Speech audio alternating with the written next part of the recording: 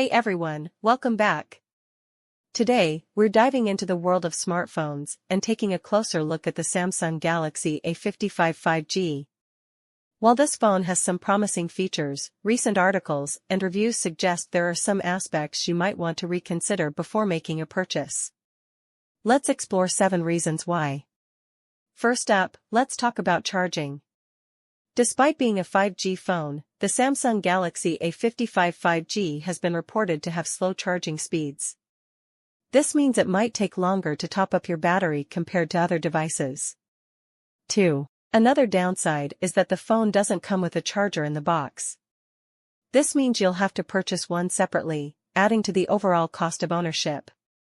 3. Moving on, the Galaxy A55 5G comes with pre-installed apps that you may not find useful. These apps can take up valuable storage space and clutter your device's interface. 4. Some users have reported that the device tends to heat up during gaming sessions.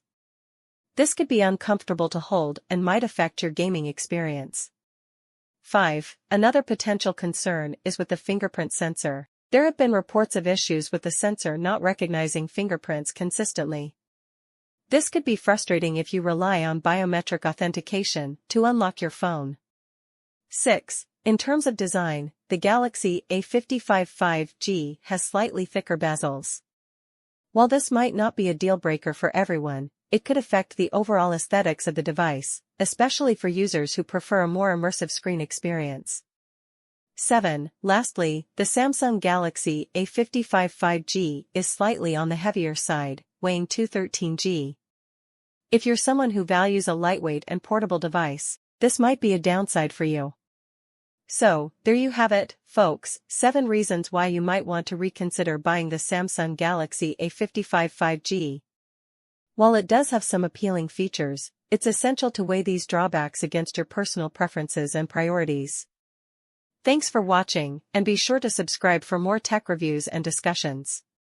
See you in the next one. If you found this video helpful, don't forget to give it a thumbs up and share your thoughts in the comments below. And until next time, stay tuned.